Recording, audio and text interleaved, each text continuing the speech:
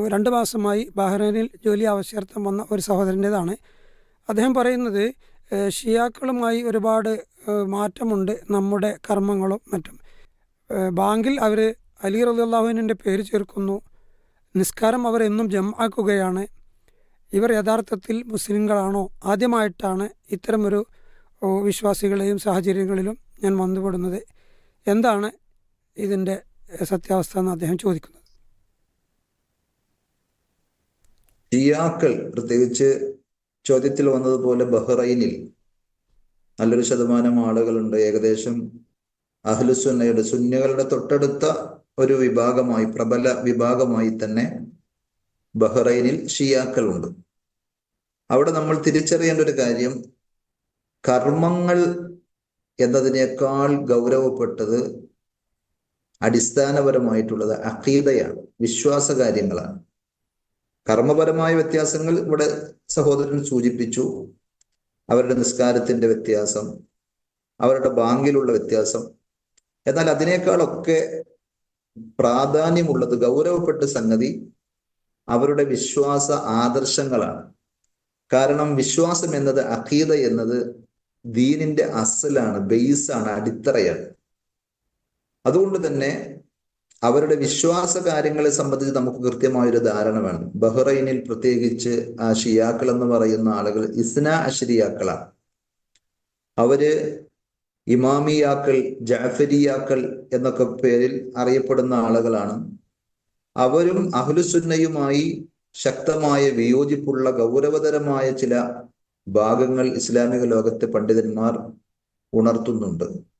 അതിലൊന്ന്, നമ്മളൊക്കെ കൊണ്ടു നടക്കുന്ന നമ്മുടെ വിശുദ്ധ ഖുർആൻ, സൂറത്തു ഫാത്തിഹ മുതൽ സൂറത്തു നാസ് വരെയുള്ള 114 അധ്യായങ്ങളുള്ള ഈ വിശുദ്ധ ഖുർആൻ നബി സല്ലല്ലാഹു അലൈഹി വസല്ലമയുടെ കാലഘട്ടത്തിൽ അവതരിക്കുകയും റസൂലുള്ളാഹി സല്ലല്ലാഹു അലൈഹി വസല്ലമയുടെ നിർദ്ദേശപ്രകാരം വഹി എഴുതി വെക്കുന്ന സ്വഹാബികൾ എഴുതി വെക്കുകയും അത് ക്രോഡീകരിക്കുകയും ചെയ്ത് സുരക്ഷിതമായി നമ്മുടെ കൈകളിലേക്ക് എത്തിയ ആ വിശുദ്ധ ഖുർആൻ, ഇന്നാ നഹ്നു നസ്സൽന ദിക്റ വ ഇന്നാ ലഹു ലഹാഫിളൂൻ, നാമാണ് ഇതിനെ ഇറക്കിയത്, നാം തന്നെ സംരക്ഷിക്കും. അതിലൊരിക്കലും ഒരു കോട്ടിമാട്ടലോ കൈകടത്തലുകളോ ഇല്ലാതെ നാം സംരക്ഷിക്കുമെന്ന് അള്ളാഹ് ഏറ്റെടുത്ത ഈ വിശുദ്ധ ഗ്രന്ഥം, അതിനെ സംബന്ധിച്ച് ഇസ്നാ അശ്രിയാക്കളുടെ, ഈ ഷിയാക്കൾ എന്ന് പറയുന്ന ആളുകളുടെ വിശ്വാസം എന്താണ് എന്ന് ചോദിച്ചാൽ, അവര് നമ്മുടെ ഖുർആനെ പറ്റി പറയുന്നത് ഈ മുസഹഫ്, ഈ ഖുർആൻ മുഹറഫാണ് എന്നാണ്, അഥവാ കൈകടത്തലുകൾക്ക് വിധേയമായതാണ്. ഇതിലെ കുറെ സൂറത്തുകളും കുറെ ആയത്തുകളും സ്വഹാബികൾ നഊദു ബില്ലാഹ് നബി സല്ലല്ലാഹു അലൈഹി വസല്ലമയുടെ കൂടെ സഹവസിച്ച, ദീനിന് വേണ്ടി ആത്മാർത്ഥമായി അധ്വാനിച്ച, അള്ളാഹു സർട്ടിഫൈ ചെയ്ത മഹാന്മാരായ സ്വഹാബികൾ, അവരവരുടെ ഭൗതികമായ താല്പര്യങ്ങൾക്ക്, അധികാരങ്ങൾക്ക് വേണ്ടി പല സൂറത്തുകളും ആയത്തുകളും ഒക്കെ എന്ത് ചെയ്തു, മാറ്റിമറിച്ചു എന്നാണ് ഈ പറയുന്ന വിഭാഗത്തിന്റെ വിശ്വാസം. അതും ഒരു വിശ്വാസമായി, ആദർശമായി സ്വീകരിക്കുന്ന ആളുകളുടെ നിലപാട് അല്ലെങ്കിൽ അവരുടെ മതപരമായ സ്ഥാനം എവിടെയായിരിക്കുമെന്ന് പ്രത്യേകം പറയേണ്ടതില്ലല്ലോ. ഖുർആനിലെ ഏതെങ്കിലും ഒരു ആയത്ത്, ഏതെങ്കിലും ഒരു സൂറത്ത് ഒരാൾ നിഷേധിച്ചാൽ അയാൾ കാഫിറാണ്, ഇസ്ലാമിൽ നിന്ന് പുറത്തുപോയ ആളാണ്. അപ്പൊ വിശുദ്ധ ഖുർആനിൽ പല സൂറത്തുകളും പല ആയത്തുകളും കൈമോശം വന്നിട്ടുണ്ട് അല്ലെങ്കിൽ കൈകടത്തലുകൾക്ക് വിധേയമായിട്ടുണ്ട് എന്ന് പറയുമ്പോൾ അത് ഗുരുതരമായ സംഗതിയാണ്.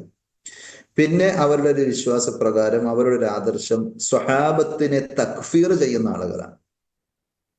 നബി സല്ലല്ലാഹു അലൈഹി വസല്ലമയുടെ കൂടെ ജീവിച്ച, അള്ളാഹു പ്രശംസിച്ച ആ സ്വഹാബത്തിനെ സംബന്ധിച്ച് കാഫിറുകളാണ് എന്ന് പറയുന്നവരാണ് ഇസ്നാശ്രിയാക്കൾ, ഷിയാക്കൾ.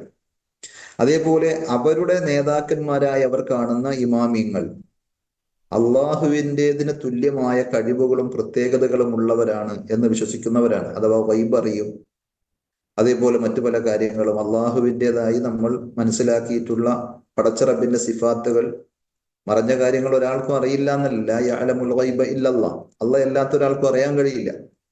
റസൂലുള്ളാഹി സ്വല്ലല്ലാഹു അലൈഹി വസല്ലമക്ക് അടക്കം ഗൈബ് അറിയാൻ കഴിയാത്ത എത്രയോ സന്ദർഭങ്ങൾ ഖുർആനിന്റെ, ഹദീസിന്റെ, ചരിത്രത്തിന്റെ വെളിച്ചത്തിൽ നമുക്ക് കാണാൻ കഴിയും.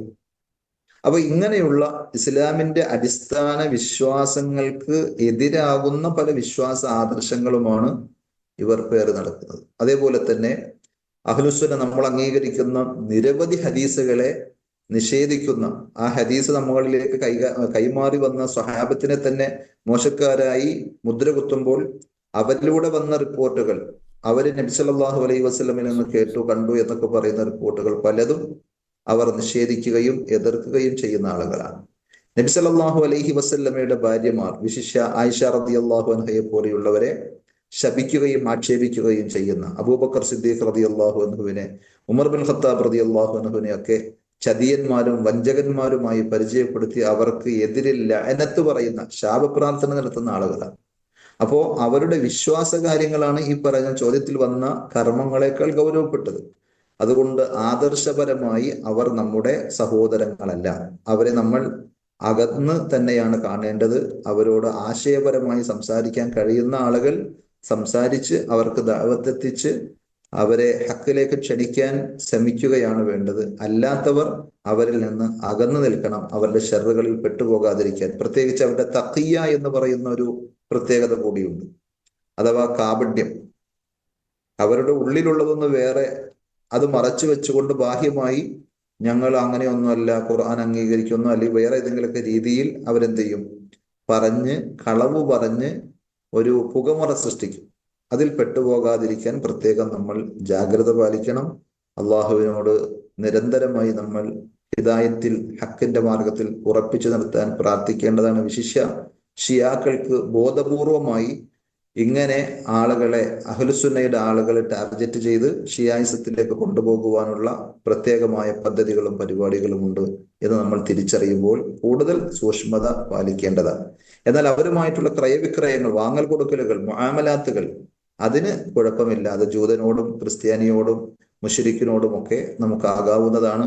മതപരമായ ഒരു മുസ്ലിം എന്ന നിലയിൽ നമ്മൾ ആദർശബന്ധം സ്ഥാപിച്ചുകൊണ്ട് ഈമാനിന്റെ സഹോദരങ്ങളായി കാണാൻ അവരെ കുറിച്ച് നമുക്ക് സാധിക്കുകയില്ല എന്നാണ് മനസ്സിലാകുന്നത്. അല്ലാഹു തആല ആലം.